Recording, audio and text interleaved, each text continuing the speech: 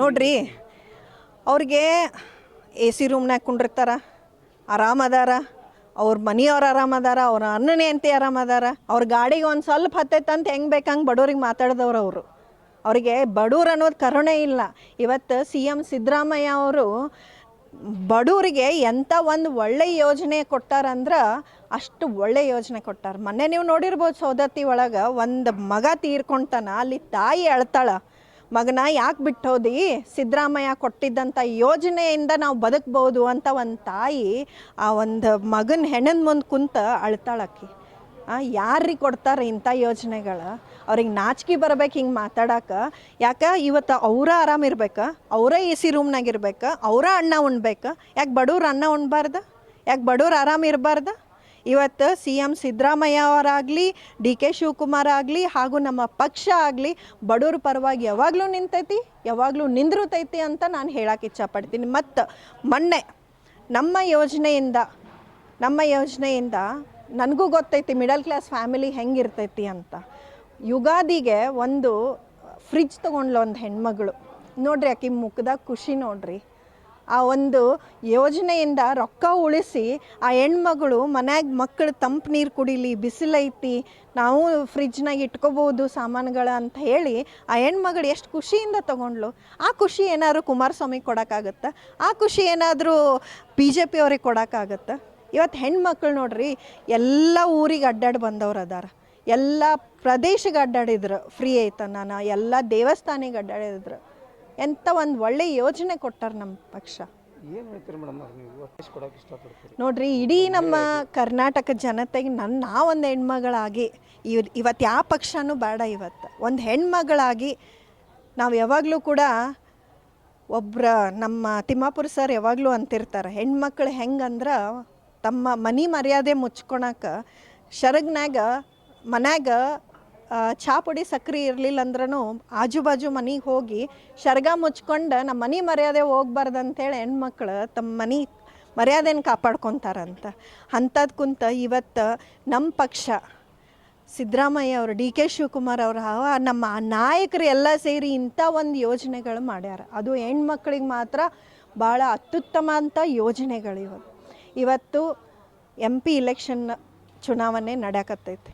ಇವತ್ತು ಏನಾದರೂ ಒಂದು ಕೃತಜ್ಞತೆ ಅಂತ ಸಲ್ಲಿಸೋದಾದ್ರೆ ಕೈ ಮುಗಿದು ನಾನು ಕೇಳ್ಕೊತೀನಿ, ಎಲ್ಲ ಹೆಣ್ಮಕ್ಳು ಹಾಗೂ ಅವ್ರ ಮನೆಗಿನವರು ದಯವಿಟ್ಟು ಕಾಂಗ್ರೆಸ್ಸಿಗೆ ಓಟ್ ಹಾಕ್ರಿ. ಇದು ಹೆಂಗೆ ಯೋಜನೆ ನಾವು ಮಾಡೀವಿ ಅದೇ ಥರ ನಮ್ಮ ಕೇಂದ್ರ ಸರ್ಕಾರದವ್ರೂ ಕೂಡ ಹೆಣ್ಮಕ್ಳಿಗೆ, ಯುವಕರಿಗೆ, ರೈತರಿಗೆ ಯೋಜನೆಗಳು ಮಾಡ್ಯಾರ. ನಮ್ಮ ಪಕ್ಷ ಏನು ಮಾತಾಡೈತಿ ಅದನ್ನು ಅನುಷ್ಠಾನಕ್ಕೆ ತೊಗೊಂಬಂದೈತಿ. ಮುಂದೂ ಕೂಡ ಈ ಬರುವಂಥ ಚುನಾವಣೆಯಲ್ಲಿ ಏನು ನಾವು ಭರವಸೆ ಕೊಟ್ಟಿವಿ ಅದನ್ನು ನಾವು ನೆರವೇರಿಸ್ತೇವೆ ಅಂತ ನನಗೆ ನಂಬಿಕೆ ಐತೆ. ನೋಡ್ರಿ ಇಲ್ಲಿ BJP ಸರ್ಕಾರದವರು ಮೊನ್ನೆ ನೀವು ನೋಡಿರಬೇಕು, ರಾಮ ಮಂದಿರ ಕಟ್ಟಬೇಕಾದ್ರೆ ಎಲ್ಲ ಕಡೆನೂ ದೇಣಿಗೆ ಇಸ್ಕೊಂಡ್ರು. ನಾವು ಕೊಟ್ವಿ, ನಾವು ರಾಮ ಭಕ್ತರು, ನಾವು ಹಿಂದೂ, ನಮಗೂ ಖುಷಿ ಐತಿ, ನಾವು ರಾಮ ಭಕ್ತರದೀವಿ. ಇವತ್ತು ಪ್ರಾಮಿಸ್ ಆಗಿರೋದು, ಆಶ್ವಾಸನೆ ಕೊಟ್ಟಿರೋದು ರಾಮ ಮಂದಿರ ಕಟ್ತೀವಂತಲ್ಲ, ಆಶ್ವಾಸನೆ ಕೊಟ್ಟಿದ್ದು ಸ್ಮಾರ್ಟ್ ಸಿಟಿ ಮಾಡ್ತೀವಂತ, ಆಶ್ವಾಸನೆ ಕೊಟ್ಟಿದ್ದು ಅವರು ಏನು ರೈತರಿಗೆ ಒಳ್ಳೆ ಒಂದು ಬೆಲೆ ಕೊಡ್ತೀನಿ ಅಂತ, ಆಶ್ವಾಸನೆ ಕೊಟ್ಟಿದ್ದು ಯುವಕರಿಗೆ ಒಂದು ಒಳ್ಳೆ ಉದ್ಯೋಗ ಕೊಡ್ತೀನಿ ಅಂತ, ಅವರು ಆಶ್ವಾಸನೆ ಕೊಟ್ಟಿದ್ದು ಕಪ್ಪ ಹಣ ತರ್ತೀನಿ ಅಂತ. ಎಲ್ಲಿ ಹೋದ್ರಿ ಅವೆಲ್ಲ ಆಶ್ವಾಸನೆಗಳು? ಕುಮಾರಸ್ವಾಮಿ ಅವ್ರಿಗೆ ಏನು ಹೇಳ್ತೀರಿ ಮೇಡಮ್? ಕುಮಾರಸ್ವಾಮಿ ಅವ್ರು ನೋಡ್ರಿ, ನಾನು ನಿಮಗೆ ಹೇಳಿದೆ, ಅವರಿಗೆ ಹೆಣ್ಮಕ್ಳಿಗೆ ಮರ್ಯಾದೆ ಕೊಡುವಂಥದ್ದು ಅವ್ರ ಮನೆತನ ಒಳಗಿಲ್ಲ ಅನ್ಕೊತೀನಿ. ಯಾಕಂದ್ರೆ ಇವತ್ತು ಹೆಣ್ಮಕ್ಳು ಅಂದ್ರೆ ಈಗ ನಾವು ನಮ್ಮ ಭಾರತ ದೇಶನ ಭೂಮಿ ತಾಯಿನ ದೇವಿ ಅಂತ ಪೂಜಿಸ್ತೀವಿ, ಆಮೇಲೆ ದುರ್ಗೆನೂ ನಾವು ದೇವಿ ಅಂತ ಪೂಜಿಸ್ತೀವಿ. ಅವರು ಏನು ಇಲೆಕ್ಷನಿಗೆ ಎಲ್ಲ ಕಡೆ ಖರ್ಚು ಮಾಡ್ತಾರಲ್ಲ ದುಡ್ಡನ್ನ, ಅದು ಲಕ್ಷ್ಮೀನ, ಅದು ಒಂದು ಹೆಣ್ಣು. ಮೊದಲು ಅವರಿಗೆ ಮರ್ಯಾದೆ ಕೊಡೋದು ಕಲಿ ಅಂತ ಹೇಳ್ರಿ. ಮರ್ಯಾದೆ ಕೊಡಲಿಲ್ಲ, ಸಾರಿ ಕೇಳಲಿಲ್ಲ ಅಂದ್ರೆ ನಾವು ಉಗ್ರವಾಗಿ ಹೋರಾಟ ಮಾಡ್ತೀವಿ. ಈ ಚುನಾವಣೆಗೆ ಯಾವ ರೀತಿಯಾಗಿ ಅವ್ರಿಗೆ ಸಂದೇಶ? ನಾನು ನಿಮಗೆ ಹೇಳಿದ್ನಲ್ಲ, ಅವರು BJP ಅವ್ರ ಜೊತೆ ಕೈ ಜೋಡಿಸಿರೋದ್ರಿಂದ ಅವ್ರ ನೆರಳು ಬಿದ್ದೈತೆ.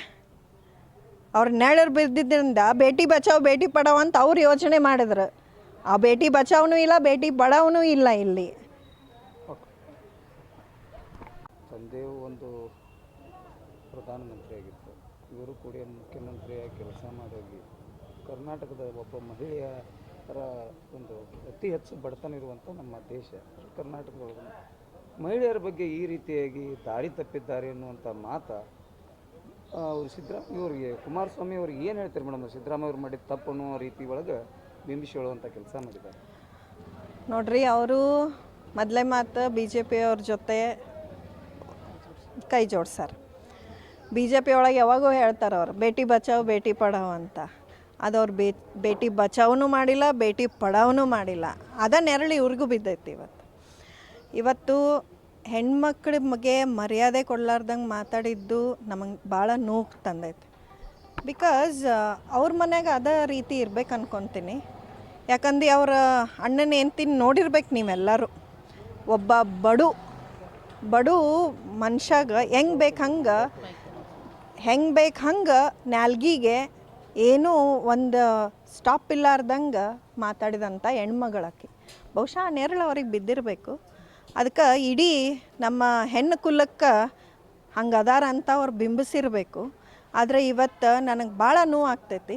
ಯಾಕಂದು ಅವ್ರ ತಾಯಿ ಅದಾರ, ಅವ್ರ ಹೆಂಡ್ತಿ ಅದಾರ, ಅವ್ರ ಫ್ರೆಂಡ್ ಸರ್ಕಲ್ಲು ಇರ್ಬೋದು, ಅವ್ರ ಮನ್ಯಾಗ ಅವ್ರ ಅಣ್ಣನ ಹೆಂಡ್ತಿ ಹೆಂಗೆ ಬೇಕು ಹಂಗೆ ಬಾಯಿಗೆ ಬಂದಂಗೆ ಬಡವ್ರಿಗೆ ಮಾತಾಡ್ದವ್ರು ಅದಾರ. ಇವ್ರನ್ನೆಲ್ಲರನ್ನೂ ಅವ್ರ ಬಹುಶಃ ಕಂಟ್ರೋಲಲ್ಲಿ ಇಟ್ಕೊಂಡಿಲ್ಲ ಅನ್ಕೊತೀನಿ. ಅದಕ್ಕೆಲ್ಲ ಹೆಣ್ಮಕ್ಳು ಹಂಗೆ ಅದಾರ ಅಂಥೇಳಿ ಅವ್ರ ತಲೆಯಾಗಿರ್ಬೇಕು. ಅದಕ್ಕೆ ಹಂಗೆ ಮಾತಾಡ್ಯಾರ ಅನ್ಕೊತೀನಿ. ಆದ್ರೆ ಅವ್ರು ತಪ್ಪು ತಿಳ್ಕೊಂಡಾರ ಅದನ್ನು. ಇವತ್ತು ಇಡೀ ಹೆಣ್ಣು ಕುಲ ಎದ್ದು ನಿಂತಂದ್ರೆ ಅವ್ರ ಪರಿಸ್ಥಿತಿ ಭಾಳ ಗಂಭೀರ ಆಗ್ತೈತೆ ಅನ್ನೋದು ನಾನು ಇಲ್ಲಿ ಹೇಳಕ್ಕೆ ಇಚ್ಛಪಡ್ತೀನಿ. ಈಗ ಗ್ಯಾರಂಟಿ ಈಗ ಒಬ್ಬರು ಕುಮಾರಸ್ವಾಮಿ ಮುಖ್ಯಮಂತ್ರಿಯಾಗಿ ಹೇಳ್ತಾರೆ, ನಿಮ್ಗೆ ಏನೇನು ಯೋಜನೆ ಕೊಟ್ಟಾರಿ ಕಾಂಗ್ರೆಸ್ದಾರ? ಎಲ್ಲ ಕೊಟ್ಟಾರ. ಇದು 2000 ಕೊಟ್ಟಾರ, ಮತ್ತು ಇದು ರೇಷನ್ ರೊಕ್ಕ ಕೊಟ್ಟಾರ, ಎಲ್ಲ ಕೊಟ್ಟಾರ ರೀ ನಮ್ಗೆ. ಏನು ತಗೋಕತ್ತೀರಿ ಈಗ? ಹಾಂ, ರೇಷನ್ ರೊಕ್ಕ ಕೊಡಾಕತ್ತಾರ, ರೇಷನ್ನು ಕೊಡಾಕತ್ತಾರ, ಮತ್ತು ಇದು ರೊಕ್ಕನೂ ಕೊಡಾಕತ್ತಾರ. ಎಷ್ಟೆಷ್ಟು ಉಪಯೋಗ ಆಗೈತಿ ಮನ್ಯಾಗ? ಮನ್ಯಾಗ ಏನು ಉಪಯೋಗ ಆಗ್ಯಾವ? ಉಪಯೋಗ ಆಗ್ಯಾವ್ರಿ, ಮನೆ ಖರ್ಚಿಗೆ ಬಂದಾವ್ರಿ. ಯಾವ ಇವು ಮತ್ತು ಬಿಜೆಪಿ JDS ಏನು ಕೊಟ್ಟಾರ? ಯಾರು ಕೊಟ್ಟಿಲ್ರಿ, ನಮ್ಗೆ ಯಾರು ಕೊಟ್ಟಿಲ್ಲ. ನಮ್ಗೆ ಮನೇನೂ ಕೊಟ್ಟಿಲ್ಲ, ಏನೂ ಕೊಟ್ಟಿಲ್ಲ. ಈಗ ಏನೂ ಆಗಿಲ್ಲ ಅಂತ ಹೇಳ್ತಾರೆ. ನಿಮಗೆ ಅನುಕೂಲ ಆಗೈತಿಲ್ಲ? ಅನುಕೂಲ ಆಗೈತ್ರಿ, ಅನುಕೂಲ ಆಗೈತಿ, ಎಲ್ಲ ಅನುಕೂಲ ಆಗೈತಿ. ಮತ್ತು ಇನ್ನೇನ್ರಿ? ಈಗ ಯಾರು ಬರ್ಬೇಕಂತೀರಿ ಈ ಸಲ? ಯಾರು? ಇವು ಸಿದ್ದರಾಮಯ್ಯ ಬರಬೇಕು.